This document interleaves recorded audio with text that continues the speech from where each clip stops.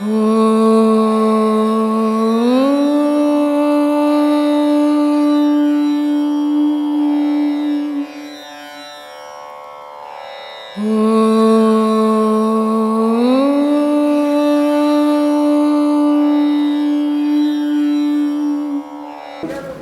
சொல்லி இறைவனை வணங்கும்.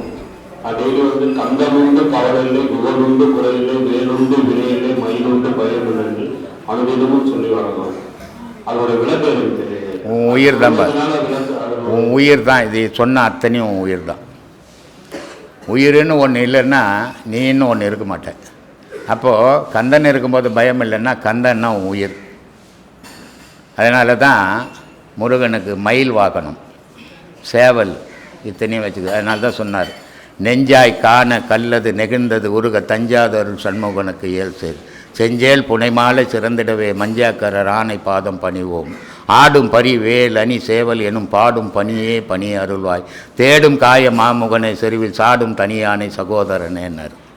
இதெல்லாம் என்ன சொன்னார்? என்னத்துக்குப்பா மயில் வச்சுங்கிற உன் கூட என் சேவல் வச்சுக்கிற, உன் கூட என் பாம்பு வச்சுன்னுக்கிற, உன் கூட என்னத்துக்கு வேல் வச்சுக்கிறேன்னா எல்லாம் முருகனுடையது. நீ கத்துறது சேவல், மூச்சு நீல கலர் மயில், வேல்ன்றது உயரமான மூச்சு. இது எல்லாம் முருகனுடைய அருளால் அத்தனை பொருளும் சேர்ந்தத்தான் முருகன். அத்தனையும் முருகனே நீ தான், வெளியே ஒரு முருகனே இல்லை. கடவுள் நம்பிக்கை பல மனிதர்களை வேறுபடுத்தவே இல்லை. மனிதனுடைய மனம் கடவுளை வேறுபடுத்துச்சு. கடவுள் என்றது உலகம் ஃபுல்லாக ஒரே கடவுள் தான். கடவுளில் ஜாதி மதம் இனம் ஒரு மதத்துக்கு சார்ந்ததோ ஒரு இனத்துக்கு சார்ந்ததோ கிடையாது. அது எந்த மதத்துக்கும் உறவு கொண்டதும் கிடையாது. ஆனால் மனிதனுடைய மனம் மதம்னு வச்சுக்கின்னு அவனுக்கு ஒரு அடையாளம் வேணுன்றதுக்காக பல மதங்களை தோற்றி வச்சுக்கின்னு அதுக்கு ஒவ்வொரு கடவுளை குறிப்பிட்டுன்னுக்கிறான். இதை தான் பாம்பன் சாமி ரொம்ப அழகாக சொன்னார் ஒரு பதில். என்ன சாமி, நீங்கள் முருகர் தான் கடவுள்ன்றீங்க, மற்றவங்கெல்லாம் சிவன் கடவுள்ன்றாரு, இன்னொருத்தர் அம்பாள் கடவுள்ன்றாரு, இன்னொருத்தர் மகாவிஷ்ணு கடவுள்ன்றாரு. இதில் யார் சாமி கடவுள் அப்படின்னு கேட்கும்போது அவர் சொன்னார், அண்டமாய் அவனியாகி அரியன பொருளுமாகி தொண்டர்கள் குருவுமாகி துகிலாறு தெய்வமாகி என் திசை போற்றி நின்ற என் அருள் ஈசனான திந்திரல் சரவணத்தான் தினமும் என் சிரசை காக்கினார். உலகம் ஃபுல்லாக ஒரே கடவுள். அவன் மனம் எந்தெந்த பேரை விரும்புதோ அந்தந்த பேருக்கு வச்சுக்கிறான். ஆனால் கடவுள்ன்றது ஒரு பொருள் பாடணும். அதனால் கடவுள் மனுஷனை வேறுபடுத்தலை, மனுஷன் கடவுளை வேறுபடுத்திக்கணும். அவ்வளோ பெரிய மகான், அவருக்கு துக்கமே வரக்கூடாது. அவர் யாரு மேலேயும் துக்கமும் படலை, உலகத்து மேலே துக்கப்படுறாரு. இந்த பாழா போன மனிதன் ஏன் ஒரு வழி தெரிஞ்சு ஒரு நல்ல வழியில் போய் இறைவனுடைய பாதத்தை பிடிக்க மாட்டேன்றான் அப்படின்னு உலகத்துக்காக வருத்தப்படுறாரு. ஆனால் துக்கப்படலை. துக்கம்ன்றது வேற, வருத்தம்ன்றது வேற. சரி, அப்போ உலகத்துக்காக அவர் வருத்தப்படுறாரு, ஆனால் துக்கப்படலை. ஆனால் தன்னுடைய தாய்க்காக துக்கப்பட்டார். அவ்வளோ பெரிய மகானாக இருந்தோம், தன்னுடைய தாய்க்காக துக்கப்படுறாரு. அவர் சொல்கிறாரு, ஐயிரண்டு திங்களாய் அங்கமெல்லாம் நொந்து பெற்று பையுளுற போதே பரிந்தெடுத்து செய்யிரு கைபுறத்தில் ஏந்தி கனகமுலை தந்தாலை எப்பிறப்பில் காண்பேன் இனி முந்தி தவம் கிடந்து 300 நாள் சுமந்து அந்தி பகலாய் ஆதரித்து தொந்தி சரிய சுமந்து பெற்ற தாயாரை தமக்கு எரிய தயல் மூட்டுவேன் வட்டிலிலும் தொட்டிலும் மார்மேலும் தோல்மேலும் கட்டிலும் வைத்து என்னை காதலித்து முட்டை சிறகுமிட்டு காப்பாற்றி சீராட்டும் தாய்க்கே விறகிலிட்டு தீ மூட்டுவேன் என்றார். இப்படிப்பட்ட தாயை நான் இனி எந்த பிறப்பில் காண போகிறேன் அப்படின்ட்டு வீட்டுக்கும் அவருக்கும் சம்பந்தம் இல்லை. வீட்டை விட்டு அவர் துறவியாக வெளியே போயிட்டாரு. அப்படிப்பட்ட மனுஷன் தன்னுடைய தாயை பற்றி, வீட்டில் இருக்கிற தாயை பற்றி வருந்துறாரு. இது எவ்வளோ பெரிய புனிதமான விஷயம். ஆனால் நம்ம உலக மக்கள்கிட்ட வீட்டில் இருக்கிற தாயை ஒச்சி தத்துறாங்க, அநாத ஆசிரமத்தில் எடுத்து போய் சேர்க்குறாங்க. இது எவ்வளோ பெரிய கொடுமை. இத்தனைக்கும் இவங்க படிக்க வச்சாங்க, சொத்து சுகம் பண்ணாங்க, கல்யாண காட்சி பண்ணாங்க, அத்தனை இருந்தும் அந்த தாயை மதிக்கலை. ஏன்னா எப்போ ஒரு மனிதன் தன்னுடைய தாயை மதிக்காதவன் இருக்கிறானோ அவன் கடவுளையும் மதிக்க மாட்டான். இரக்கம் வராது. ஏன்னா இந்த உலகத்துக்கு தன்னை அடையாளம் காட்டினது தாயும் தகப்பனும். அந்த தாய் தகப்பனை எவனுடைய மனம் கோயிலாவும் தெய்வமாவும் நினைக்குதோ அவனுடைய மனம் இறைவனை சார்ந்து. ஆனா இன்னைக்கு தாயின் தகப்பனை எடுத்து போய் அநாத ஆசிரமல்ல சேர்த்துட்டு தாம்பெத்த குழந்தைக்கு ஊட்டிக்கின்னுக்கிறான். நாளைக்கு இவனை ஒதுக்க போகுதுன்னு தெரியாது. தவறு. இதுதான் ஒரு மகான் வீட்டை விட்டு வெளியே வந்து கூட தான் தாய் எப்படியெல்லாம் காப்பாத்தினான்னு வர்ணனைச்சு அழுகுறாரு. ஆமா. அதனால அவருடைய தாயை வந்து கட்டை போட்டு கொளுத்தல, வாழை மட்டை போட்டு கொளுத்தினாரு, பச்சை மட்டை. அதுல சொல்றாரு, முன்னையிட்ட தீ முப்புறத்திலே, பின்னையிட்ட தீ தென் இலங்கையிலே, அன்னையிட்ட தீ அடி வயிற்றிலே, யானுமிட்ட தீ மூழ்க மூழ்கவேன்றாரு. இப்போ நான் போய் உட்காந்து எங்கள் அம்மா கிட்ட முன்னையிட்ட தீ முப்புறத்திலே, பின்னையிட்ட தீ தென்னிலங்கையிலே, அன்னையிட்ட தீ அடி வயிற்றிலே, யானுமிட்ட தீ மூழ்க மூழ்கவேன எரியுமா? தெரியாது. இப்போ ஏன் எரியாது? உதவாதவன் நானும். அவர் உத்தம அவர். அதனால அவர் வார்த்தை கொடுத்தது அந்த உடலை. அப்போ அந்த பாதையில போகும்போது முழுமையா போக முடியல, ஒரு பாதியான பயணம் பண்ணுங்க. அப்பதான் நீங்க அடுத்த பிறவிக்கு சுத்த பிறவியா வருவீங்க இல்லையா? சரி சரி. இதுக்கு நிறைய பேர் விளக்கம் கேட்டுன்னுக்குறாங்க. என்ன நான் யாருக்கும் சொல்றதும் இல்லை, ஏன்னா எனக்கு தெரியாதுப்பா நின்னுக்கிறேன். முன்ன இட்ட தீ முப்புறத்தில அப்படின்னா சிவபெருமானு 3 பக்கத்தை எரிச்சிட்டாருன்னு சொல்லின்னுக்குறாங்க. அவர் எரிச்சிட்டு இருந்தா இன்னைக்கு எந்த பக்கமும் எல்லா பக்கமும் வீடு இருக்குது இல்ல? ஆமா. எல்லா பக்கமும் நாடு இருக்குது, ஒரு பக்கம் தான் கடல் இருக்குது. ஆமா. ஆனா அப்ப எரிச்ச மாதிரி எனக்கு எதுவும் தெரியல. என்னுடைய அறிவுக்கு எட்டினதை சொல்றேன். முப்புறத்தை எரிச்சாருன்னா உன்னுடைய மும்மலத்தை எரிக்கிறாரு. இதுதான் 3 பக்கம் உன்னை தாக்குது. உன் வாழ்க்கையில ஒவ்வொரு மனிதனுடைய வாழ்க்கையிலும் தாய் செய்த பாவம், தகப்பன் செய்த பாவம், தான் செய்த பாவம், இந்த 3 பாவங்கள் ஒரு மனிதனை வாழ விடாம தவிர்க்குது, வழிவகுத்துக்கிட்டு தவிர பிறவியை நிறுத்தத்துக்கு வழிவகுக்கல. அப்போ சிவபெருமான் என்றவர் இந்த மும்மலத்தை அழிக்கிறார். இது முப்புறம் அழித்தார் அப்படின்னு அர்த்தம். அதனால முன்னையிட்ட தீ முப்புறத்திலேன்னாரு, பின்னையிட்ட தீ தென் இலங்கையிலேன்னாரு. ஆஞ்சநேயர் வாளில தீ கொளுத்தி கொடுத்தா இலங்கையை போய் கொளுத்திச்சு. அதனால பின்னையிட்ட தீ அது. சரி சரி. அன்னையிட்ட தீ ஒரு புள்ள ஏதோ ஒரு தப்பு பண்ண அம்மா கிட்ட, அம்மா சொல்றதே என் வயிறு எரிஞ்சா நீ வழங்க மாட்டேடா அப்படின்றா. அப்போ வயிற்றுக்குள்ள தாய் கிட்ட ஒரு நெருப்பு இருக்குது இல்லையா? அந்த நெருப்பு வந்து நம்ம மேல பாயக்கூடாது, பாஞ்சுன்னா நம்ம வழங்கவே மாட்டோம். அதை குளிர்ச்சி பண்ணிக்கினே இருக்கணும். சரி சரி. அதை தீபம் மாதிரி எரிய விட்டுறக்கூடாது, எரிய விட்டா அது நமக்கு தான் கேடு. சரி சரி சரி. அதனால அன்னை வயிற்றுல இந்த தீ அது. அதனால அன்னை இட்ட தீன்னாரு. அன்னை வயிற்றுல தீ இல்லைன்னா ஒரு கர்ப்பம் தரிக்காது, நம்ம வந்திருக்க முடியாது. சரி சரி. ஆனால் இது 3 தீ முடிஞ்சு போச்சு. இங்க என்ன சொல்றாரு? யானுமிட்ட தீ மூழ்க மூழ்கவேன்றாரு. அப்ப அவருக்கு நமக்கு இல்லையா அந்த தீ? நம்மள மனுஷன் தானே இல்ல, அவரு யோக தீ உடம்பெல்லாம் மூட்டி வச்சுக்கிறாரு. சரி சரி சரி. அந்த தீயால அந்த தாயினுடைய உடலை கொளுத்துறாரு மட்டைய. அதனால அது பச்சை மட்டை எரியுது, வாழை மட்டை. சரி சரி இல்லையா? ஆமா. இப்படிப்பட்ட மகானை வந்து வார்த்தையை ஏத்துக்கலன்னா சாதாரண உதவாத என் வார்த்தையை ஏத்துக்க போகுது இந்த உலகம். எல்லாருமே நல்ல வழியில போகணும். அதுக்காக தான் இந்த எந்த சாமியாரும் பேசாத அளவுக்கு நான் பேசி கிடக்கிறேன். ஆமாம். இது எல்லா மகான்கள், நிறைய மகான்கள் தோன்றினாங்க, உத்தமனுங்க தோன்றினாங்க. ஆமாம். ஆனால் அத்தனை மகான்களும் என்ன பண்ணாங்கன்னா மனிதனை பற்றி பேசலை, கடவுளை பற்றி மட்டும் பேசி இந்த மனிதனுக்கு புரியாமையே போயிடுச்சு. ஆமாம். அதனால தான் நான் என்ன பண்றேன்னா வேற மாதிரி மாற்றி பேசினுக்கிறேன். மனிதன், வாழ்க்கை, கடவுள், இது 3 ஒன்னோட ஒன்று ஒரு நேர்கோட்டில் இருக்குது. இதை 3ஐயும் சீராக போனீங்கன்னா தான் நீங்கள் சரியான இடத்த அடைய முடியும். அப்படின்றதுக்காக தான் சாமி இப்படி பேசினுக்கிறேன். சாமி வைக்க முடியுமா சிவனை? அப்புறம் வைக்க முடியாதது எப்படி வச்சு பூஜை பண்ணிக்கிறீங்க? மன திருப்திக்கு செய்துக்கினே இருங்க. ஏன்னா சிவனை எவனோ வச்சு பூஜை பண்ணவன் இது வரைக்கும் உலகத்தில் ஒருத்தன் கூட பிறக்க போகிறதும் இல்லை. ஏன்னா பூமி இருக்குது, சந்திரன் இருக்குது, சூரியன் இருக்குது, வெள்ளி இருக்குது, இத்தனை கிரகங்களும், 27 நட்சத்திரம், 9 கிரகம், 12 ராசி, 5 பஞ்சபூதம், இத்தனையுமே சிவனுக்குள்ள அடக்கும். சிவன் எதுக்குள்ளும் அடங்காதது. எதுக்குள்ளும் அடங்காததை வந்து நீ வீட்டில் வச்சு நான் பூஜை பண்ணுறேன்னு உன் திருப்திக்கு பண்ணிங்கிறேன். பண்ணிட்டு போய் எவ்வளோ பேர் பண்ணுறான், எத்தையோ கருமாரிமா வச்சுன்னு பண்ணின்னுக்கிறான். இதெல்லாம் அவன் நினைப்பு என்னன்னு நிஜம் கிடையாது. அது எங்கன்னா பண்ணுங்க. இந்த பூஜை புனஸ்காரங்கள்ன்றது மன நிறைவுக்கு பண்ணுறது. சாமிக்கிட்ட பேசிக்கிறீங்க, எப்பாவது சிவத்துக்கிட்ட பேசி இவ்வளோ எவ்வளோ நாளாக பண்ணுறீங்க? 40 வருஷமாக அதுக்கிட்ட எப்போது ஏன்பா நான் இப்படி கஷ்டத்தில் ஏன் எனக்கு இப்படி வயசாகுது, நான் சின்ன வயசாக இருக்குன்னு கேட்குறதுன்னு ஏன் கேட்கல?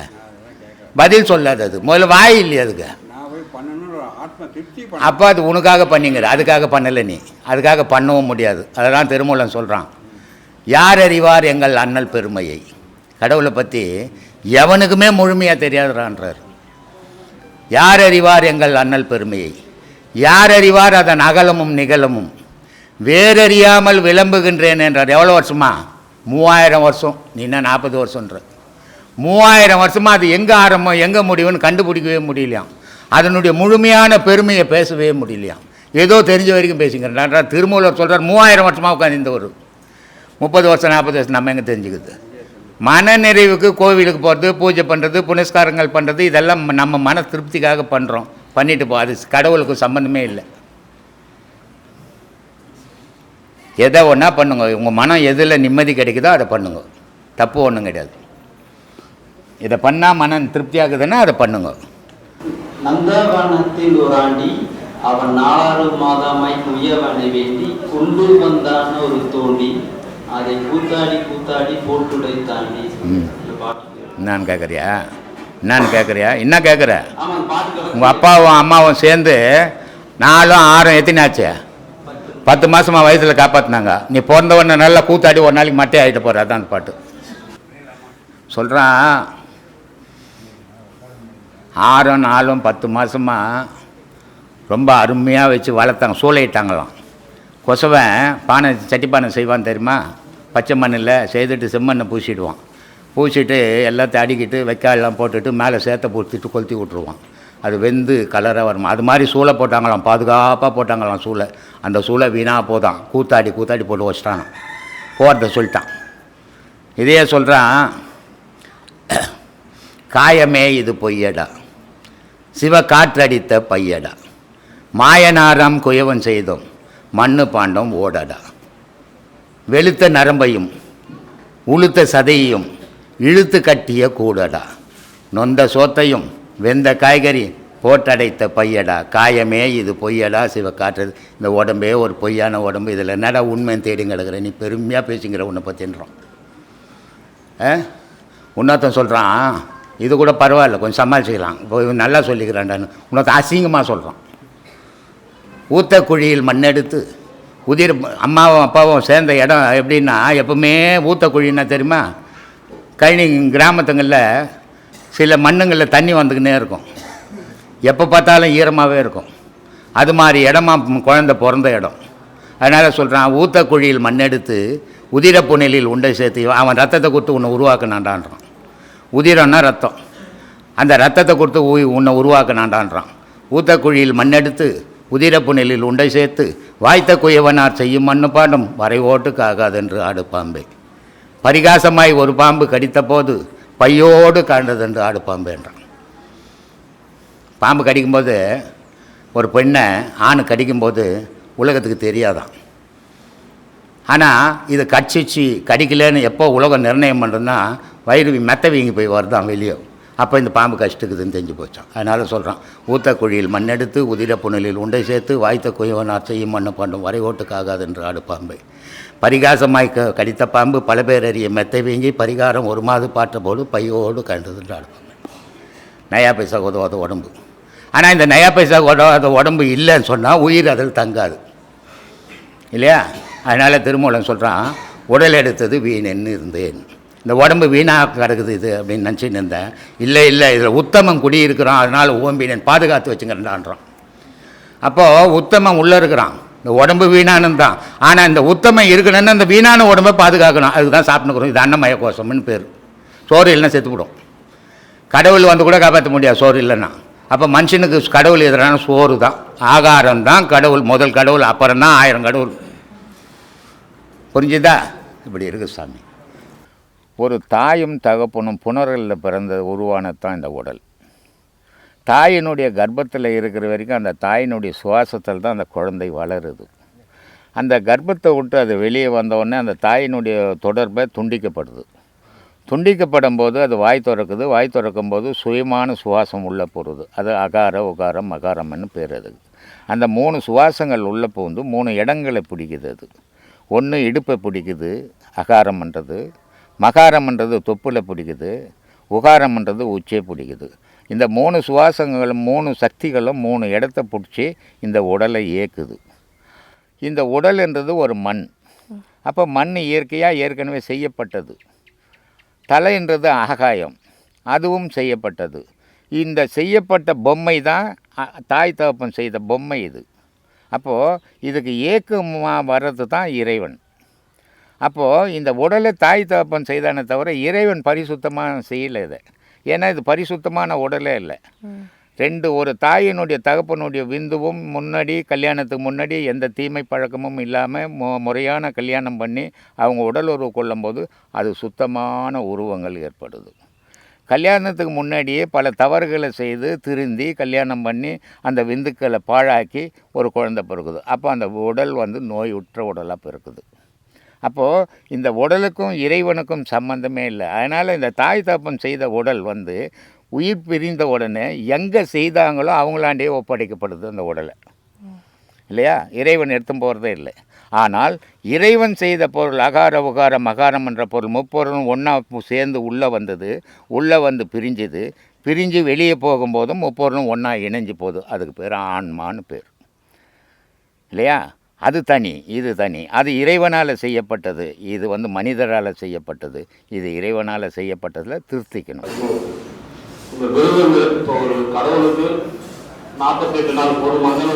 அதெல்லாம் ஊஷ்டம். ஏன் இப்போ 3 நாள் இன்றைக்கி இருமுடி கட்டிக்கின்னு நாளைக்கு போய் சபரிமலை ஏறுறான். இது மனுஷனுடைய மனத்தை பொறுத்துக்குது. இது நம்ம முடிவு பண்ணுறது. இதில் எந்த வேதமும் சொல்லலை. இது மனுஷன் 48 நாள் இருக்கிறான், 30 நாள் இருக்கிறான், ஒரே நாள்லேயே போகிறான். காலையில் இருமுடி கட்டின்னு சாயந்தரம் சபரிமலைக்கு போயிடுறேன். அப்போ சபரிமலையில் கேட்டை போட்டு தள்ளி போடுறான் வெளியே? இல்லை. இதெல்லாம் மனுஷனுடைய மனம் முடிவு பண்ணிக்குது. அவன் சூழ்நிலை முடிவு பண்ணுறது. 48 நாள் போடுறதுக்கு முன்னே துட்டு கிடைக்காது, இல்லை 48 நாள் பொறுத்து தான் துட்டு கிடைக்கும். அதனால் மாலையானா போட்டுன்னு செலவு பண்ணாமல் சேர்த்து வச்சிங்கன்னா அதுவும் நான் போகலான்ட்டு 48 நாள் இருப்பான். நான் இன்றைக்கே காலையிலே துட்டு கிடச்சிருக்கான். அப்போ துட்டு கிடச்சி செலவு பண்ணி போட்டு இன்றைக்கே கிளம்பிடுவான். இது அவன் மன சம்பந்தப்பட்டதை தவிர இது கடவுள் சம்பந்தப்பட்ட விஷயமே இல்லை. சொல்லுங்க. நீ ஒரு நாளில் மாலை போட்டு போனாலும் கடவுள் வான்னு சொல்ல போகிறாரு. 50 நாள் போட்டு போனாலும் வான்னு சொல்ல போகிறாரு. அவர் வானான்னு எப்போ சொல்ல போகிறாரு? சொல்லுவாரா? சொல்லியிருந்தா இவன் போவானா? அதனால் இதெல்லாம் மனுஷனுடைய மனம் சம்மந்தப்பட்டது. ஒரு இடத்துக்கு போயிட்டு வந்தால் உங்களுக்கு இந்த நிலைமை மாறிடும். நீங்கள் போய் வந்தோடனே இப்படி வந்துடுவீங்க. சரி, அங்கே போய் சரி, நியாயமான விஷயம் தான் இது. எனக்கு கூட ரொம்ப நாளாக இந்த எண்ணம் இருக்குது. இப்போ நீங்கள் சொல்லிக்கிறீங்க எந்த இடத்துக்கு போனால் நான் ஒரு கோடீஸ்வரன் ஆகிடும்னு சொல்லிவிடுவேன். நானும் அந்த இடத்துக்கு போய் வந்துடுறேன். ஏன்னா ரொம்ப வறுமையில் இருக்கிறேன் நான். இல்லை, இது யாரோ சொன்னாங்க. அவங்கக்கிட்ட கேட்க வேண்டிய கேள்வி. நான் போனவங்ககிட்ட போயிருந்தேன்னா என்ன கேட்டிங்கன்னா நியாயங்குது. மக்கள் மதியில் அந்த மக்கள் மதியில் நீங்கள் இருந்துக்கிறீங்க. நீங்கள் அவங்கள கேட்கணும். எந்த கோயிலுக்கு போனாங்க நான் வசதி ஆகிடும்னு கேட்டுங்க. அவன் பதில் சொல்லிருப்பான். சபரிமலைக்கு போயிடுங்க, திருப்பதிக்கு போயிடுங்க, திருச்செந்தூர் போயிடுங்க, பழனிக்கு போயிடுங்கன்ட்டு. நான் எங்கேயுமே போவாதேன். என்ன கேட்டால் எனக்கு தெரியும். போயிருந்தேன் நான் ஏன் இங்கே உங்களாட்ட கத்தின்னுக்கிறேன்? ஏசி பங்களாலையில் பார்த்துன்னுப்பேன். அதனால் எங்கே எந்த கேள்வியை கேட்குறாங்களோ அந்த கேள்விக்கு அங்கேயே தான் பதில் கேட்கணுமே தவிர அடுத்தவங்கக்கிட்ட கேட்கக்கூடாது. விலை கிடைக்காது. முதலே சொன்னேன், வித்தானவன் வித்திட்டவன் வித்தகரின் சொத்தானவன். விதையும் அவனே, விதைச்சவனும் அவனே, எல்லாமே அவனாக இருக்கும்போது அவனை நினச்சா மட்டும்தான் நம்ம அங்கே போய் சேர முடியும் சார். அதுக்கு காரணகர்த்தாவே அவர் தான். ஆனால் நம்ம தெரியாத என்ன சொல்லிட்டு இருக்காங்க, அவர் போய் சேர்ந்துட்டாரு, அவரை பார்த்துன்னு தான் நாங்கள் இந்த நிலையில தான் நீங்கள் இருக்கணும் அப்படின்னு. ஐயா நம்மளுக்கு முன்னேற மாதிரி போயிருக்காரு சார். அவர் முன்னேற மாதிரி போயிருக்காரு. எப்படி அதான் முன்னேற போகிற மாதிரி பின்னேற போகும் அப்படின்னு சொல்லி ஒவ்வொரு வார்த்தையிலுமே அந்த ஆணவம் இல்லாத, அகங்காரம் இல்லாத, நான் எதுவுமே இல்லை எதுவுமே இல்லை எதுவுமே இல்லைன்னு ஒரே ஒரு சின்ன, அதாவது வினை போக தேகம் கண்டாய் தினை அளவு, அது சொல்ல தெரியல சாமி, சொல்லுங்க. வினை போகமே தேகம் கண்டாய். இந்த உடம்பு வந்தது காரணமே நீ செஞ்ச வினைதான்பா. அப்போ எப்போதான் இது முடிவு வரும்னா, தினை அளவு எல்முனை அளவு இது இருந்தால் கூட இது முடியாது, இன்னொரு பிறவி இறைவன் கொடுப்பான் அப்படின்னு பட்டினத்தார் சொல்கிறாரு. அப்போ இந்த மாதிரி கூட்டம்லாம் ஏன் சொல்லுது? நிறைய பேருக்கு அந்த மாதிரி சந்தேகங்கள்லாம் வரலாம். அவர் போயிட்டாரு, அவர் இல்லை, ஏன்னா அவரே சொல்லியிருக்காரு நான் இல்லை, தெளிவாக சொல்கிறேன். இந்த மாதிரிலாம் நாளைக்கு சொல்ல போகிறாங்களோ அப்படின்னு அவர் முன்னாடி சொல்லிட்டாரு, நான் இல்லை, நான் வரலன்னு யாரெல்லாம் நினச்சிக்காதீங்க. நான் வந்ததும் இல்லை, போக போகிறதும் இல்லை. வந்தது உருவத்தோட, வாழ போகிறது நம்மளும் ஒவ்வொரு உள்ளத்தில் இருக்கிறாரு. உள்ளத்தில் இருக்கிறதுக்கு வடிவம் தேவையில்லை, உருவம் தேவையில்லை, ஆண் பெண்ணுன்ற பேதம் இல்லை. தெய்வம் எப்படி ஒரு ஒரு உள்ளத்திலையும் இருக்குதோ அப்படியே ஒரு மகானம் எல்லாரும் உள்ளத்திலையும் இருக்காரு. சரிங்களா? இப்போ ஒரு சின்ன உதாரணம், பெருமாள் எங்கே இருக்கிறாருன்னு கேட்டால் என்ன சொல்லுவாங்க? வைகுந்தத்தில் இருக்கிறாரு. சிவன் எங்கே இருக்கிறாருன்னு கேட்டால் கைலாசத்தில் இருக்கிறாரு. அப்போ பெருமாள் வைகுந்தத்தில் இருக்கிறாரு, சிவன் கைலாசத்தில் இருக்கிறாரு. ரெண்டு பேருமே அவங்க இடத்துல இருக்கும்போது ஊரில் எதுக்கு பெருமாள் கோயில் சிவன் கோயில் எதுக்கு? தேவையில்லையா? நமக்கே நல்லா தெரியுது, சிவன்னா கைலாசத்தில் இருக்கிறாரு. அப்போ ஊருக்குள்ளே கோயில் தேவையில்லை, நேராக கைலாசத்தில் போய் கும்பலாம்ல. அப்படி இல்லை, இறைவன் இருக்கக்கூடிய ஒரு இடம் இருக்குது, ஆனால் அந்த இடத்த போய் சேர்றதுக்கு எல்லாருக்கும் தகுதி கிடையாது. அப்போ தகுதி இல்லைன்னா எல்லாரும் வணங்கினமே எப்படி வணங்குறதுக்காக தான் ஊரில் கோயில் இருக்குது. அப்போ ஐயா சமாதியில் உட்காந்துக்கிறாரு. இப்போ எங்கே எப்படி இருக்கிறாருன்னா சமாதியில் அவரு உடம்பு மட்டும்தான் இருக்குது. அவருக்கு ஒரு விதம் தெரியும், தன்னுடைய ஆன்மாவை தனக்குள்ள தக்க வைக்கக்கூடிய வழி தெரியும் சொன்னவர், தக்க வச்ச ஆன்மாவை வெளியே இன்னொரு இடத்துக்கும் போய் சேர்க்கவும் தெரியும்.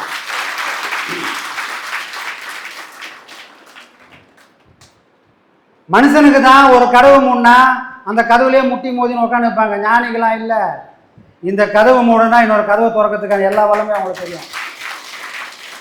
அப்போ இந்த சோதனை கூட எதுக்காக அப்படின்னு சொன்னால், இன்னொரு விதை இன்னொரு இடத்துல முளைக்க போகுதுன்றதுக்காக இதுன்னா தவிர இது நமக்கான சோதனை இல்லை. ஐயாவுடைய மறு வடிவம், மறு விஷயம் இன்னொரு இடத்துல நடக்க போகுது. அதுக்கு நம்மள கொஞ்சம் சுத்த விடுறாரு. வாழ்க்கையில் அனுபவம் வேணும் இல்லையா? அவர் அனுபவிச்ச அனுபவம்லாம் நம்ம கொஞ்சமாவது வேணும்ல. அப்போ தானே இந்த அவரோட அந்த அந்த வல்லமையை அடுத்த தலைமுறைக்கு நம்மளால் கொண்டு சேர்க்க முடியும். உடம்புல உரம் இருந்தால் தானே உழைக்க முடியும். நெஞ்சில் உரம் இருந்தால் மட்டும்தான் அடுத்து கடந்து போக முடியும். நெஞ்சில் உரம் வேணும்னா துன்பம் என்ற கோட்டை நம்ம தாண்டி ஆகணும். சரிங்களா? அப்போ இப்போ இருக்கக்கூடிய எல்லா விஷயத்தையும் ஒரு நாள் நம்ம கடந்துடுவோம். அந்த நாள் வரும்போது இது துன்பமாகவே தெரியாது. இதுக்காகத்தானான் அப்படின்னு சந்தோஷப்பட ஆனந்தத்தில் துள்ளி குதிக்கக்கூடிய ஒரு நாளாக கூடிய சீக்கிரம் அமையும். அதே இந்த குரு பூஜை இல்லைனாலும் அடுத்த குரு பூஜைக்குள்ள அந்த நாள் அமையும். இதே ஐயாவோட உத்தரவு. எத்தனை பாடம் வாங்கியிருக்காரு சாமி? ஐயா வாங்கினது 3 பாடம். என்னென்ன பாடம் சாமி? என்னென்ன பாடம் சொல்ல வேண்டாங்க. சரி சரி. ஐயா வாங்கினது 3 பாடம். ஆனால் அந்த 3 தான் இப்போ 18 பாடமாக நம்ம கிடைச்சிருக்கு. அப்போ 3 18 ஆனதுக்கு காரணம் என்ன, எப்படி அது கிடைச்சது அப்படின்னு சொன்னால், அதாவது 3 பாடம் வாங்கியிருக்காரு சாமி. இப்போ இந்த 3 பாடத்தில் வந்த ஐயங்களை, அதில் வந்த சிக்கல்கள், அப்புறமா அனுபவங்கள், இது யார்கிட்ட கேட்டு அவர் சரி பண்ணியிருப்பார்? யார்கிட்ட கேட்டு அவர் சரி பண்ணியிருப்பார்? யாருக்கிட்ட உரையாடி இருப்பாரு? 3 பாடம் தான் கொடுத்தாங்க. அதுக்கப்புறம் குருமார்கள் இல்லை. அதுக்கப்புறம் 18 பாடமாக ஆக்கினாரு. அந்த 18 பாடத்தில் வர ஐயங்களை அவர் யாரை கேட்டு சரி பண்ணியிருப்பார்? அதனால தான் சாமி ஐயாவுடைய பாடத்தில் மிகப்பெரிய சிறப்பு இருக்குது. இங்கே சீடன்லேருந்து இன்னைக்கு பாடம் வாங்குகிற சீடன்லேருந்து இன்னைக்கு குருவாகி இருக்கிறவர்களுக்கும் எல்லாருக்குமே ஒரே பாடம் தான். எல்லாருக்கும் ஒரே பாடம் தான். இன்னைக்கு ஒருத்தர் வாங்கின பாடம் தான் குருவாக இருக்கிற ஒருத்தரும் அதே பாடம் தான் வாங்கியிருப்பார் குருவோட கையில். ஆனால் அந்த இடத்துல வாங்கின பாடத்தோட இந்த பாடம் முடிஞ்சதுன்னா நான் ஒரு நாளும் கரை சேரவே முடியாது. அப்போ இந்த பாடத்தோட அடுத்த நிலைன்னு ஒன்று இருக்குது. பாடம் கொடுக்கும்போது ஒரு நிலை, உன் பக்குவத்துக்கு ஏற்ற மாதிரி தான் அந்த பாடம் கொடுக்க முடியும். உன் பக்குவம் வளர வளர வளர அதோட அனுபவங்கள் மாற மாற மாற ஒருத்தர் கூட நின்று வழிகாட்டணும். வழிகாட்டிக்கின்னு பாடத்தை கொடுக்கும்போது இருந்த விஷயத்த இப்போ அவர் மாற்றுவார். பாடம் கொடுக்கும்போது இந்த இடத்துல பாரு, இந்த இடத்துல கவனின்னு சொன்னது போய் இப்போ அதே விஷயத்த வேற ஒரு இடத்துல பாரு, வேற ஒரு இடத்துல கவனின்ற மாதிரி ஆகிடும். அப்போ ஆசிரமத்தில் கொடுத்த எல்லா பாடமும் இங்கே எல்லாருக்கும் கிடைக்கிற அதே பாடம் தான். ஆனால் ஒரு குருவானவர் என்ன பண்ணுவார், ஆசிரமத்தில் இந்த விஷயங்கள் எல்லாம் சொல்லிக் கொடுக்க மாட்டார். எங்கே சொல்லிக் கொடுப்பாரு? தன்னையே சரணாகதி யார் அடைஞ்சு இருக்கிறாங்களோ அவங்களுக்கு மட்டும்தான் இந்த வித்தையை அவர் சொல்லிக் கொடுப்பார்.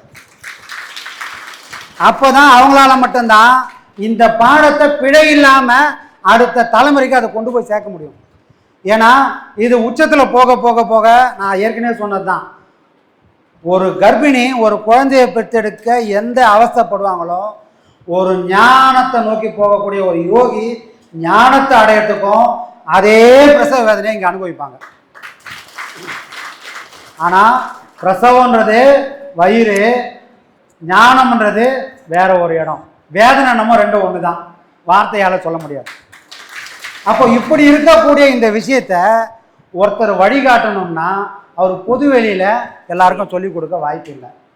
ஏன்னா என்னைக்காவது ஒரு நாள் இந்த விஷயங்கள் தடமாறலான்னு இவ்வளோ பெரிய ஞானிக்கு எப்போவுமே தெரிஞ்சு தான் இருக்கும். தெரிஞ்சே அவர் கண்ணு முன்னாடி நடக்கக்கூடிய விஷயங்களெல்லாம் வேடிக்கை பார்த்துருக்காருன்னா அதுக்கு பின்னாடி காரணம் இல்லாமல் இருக்காது. அது கூடிய சீக்கிரம் ஒரு நாள் அம்பலம் ஏறும். அதான் சாமி, அவர் பாடத்தையே வந்து நிறைய வெளிப்படையாகவும் சொல்லியிருக்கிறார். அதாவது 3வது பாடத்தை இன்னும் 3வது பாடம் வாங்கலை, 3வது பாடத்தை வெளிப்படையாக சொல்லியிருக்கிறாரு. அதை நான் சொன்னால் அவன் செஞ்சு பார்ப்பான். ஆமாம், அதனுடைய விளைவுகள் அவனுக்கு தெரியாது, செஞ்சு பார்த்துட்டு அப்புறமா வேதனைப்படுவான். ஆமாம் அப்படின்னு சொல்லியிருப்பார். இப்போது என்னுடைய கேள்வி என்னன்னாக்கா, இந்த 3 பாடம் வாங்கினதை எப்படி ஒரு 18ஆக பிரித்தார், அதுக்கு யார் ஐடியா கொடுத்தாங்கன்னு தான் நான் உங்களை கேட்குறேன். இது 2 பேர் தான் சாமி, இறைவனும் குருநாதன் மட்டும்தான். அவங்களுக்குள்ள மட்டும்தான் உரையாடுது. ஏன்னா அங்கே குருன்னு ஒருத்தர் இல்லை. அப்போ யார் குருவா இருக்கிறது? இறைவன் தான் அங்கே வழி நடத்தணும். அப்போ இறைவன் வழி நடத்துகிற அளவுக்கு ஒரு போயிருந்தாலும் இறைவன் வழி நடத்த முடியும். புரியுதுங்களா? அப்போ யார் கொடுத்த பாடம்? ஐயா வந்து திருமூலர் பாடத்தை தான் கொடுக்குறாரு. ஆமாம். மாறா மலக்குதம் தன்மேல் இருவிரல் கூறா லிங்கத்தின் மேலே கூறி கொன்மி ஆறா உடம்பிடை அண்ணலும் மங்குலமும் கூறா உபதேசம் கொண்டது காணுமே.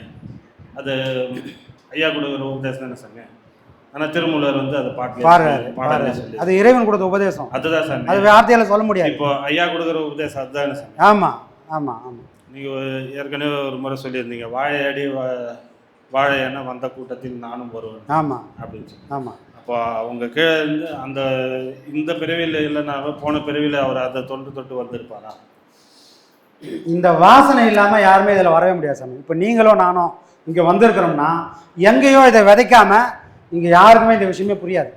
இந்த உலகத்தில் கோடிக்கணக்கான பேர் இருக்கிறாங்க. அதில் ஆயிரக்கணக்கான பேர் ஐயாவோட வீடியோ பார்க்குறாங்க, டெய்லி பார்க்குறாங்க. பார்த்தாலும் இங்கே ஏதோ 100 பேருக்கு நூற்றுக்கணக்கான பேர் தான் இங்கே வந்து பாடம் வாங்கி அவரோட விஷயங்கள் புரியுது. அப்படின்னா இது எதோட விஷயம்னா, குடுப்பனை இருக்கிறவங்க மட்டும்தான் இங்கே உட்காந்து கேட்குறமே தவிர குடுப்பனை இல்லாதவங்களால அவர் நல்லா பேசுகிறாருப்பா அப்படின்னு கடந்து போய் நினைப்பாங்க. அதை உள்ளே வாங்கி சேர்க்கறதுக்கான பொருள் அவங்கக்கிட்ட இல்லை. அந்த மனப்பக்குவம் இருந்தால்தான். ஒன்றே வாழ்க்கையில் அடிபட்டிருக்கணும். ஐயா சொன்ன மாதிரி தான், எப்போ ஒருத்தருக்கு அறிவு வரும் அப்படின்னா வாழ்க்கையில் உதப்படணும். பாக்கெட்டில் பணமும் உடலில் பலம் இருக்கிறவங்க அவன் யார் சொல்றதும் கேட்கவே மாட்டான். ஆனால் இந்த ரெண்டுமே ஒரு குறிப்பிட்ட காலகட்டத்தில் நம்மளை விட்டு விலகிடும். விலகி நிற்கும் போது அடி விடும். அந்த அடியில் தான் அவனுக்கு உரைக்கும்.